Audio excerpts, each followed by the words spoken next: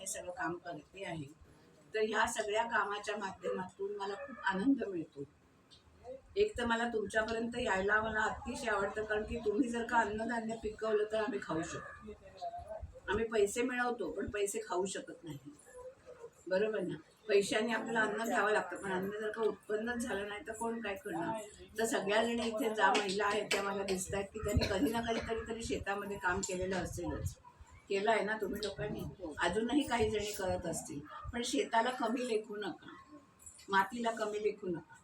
आजच तुम्ही बघितलं असेल तर व्हिडिओ आलाय की अमेरिकेमधले लोक काय किंवा US म्हणजे आपल्या युरोपमध्ये लोक काय ते म्हणतात, अनवाणी चाला.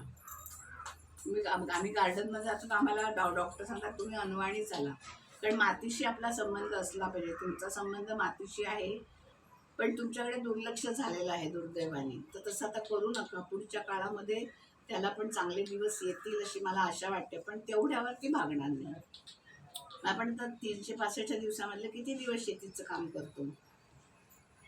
साधारणपणे 90 ते 100 दिवस.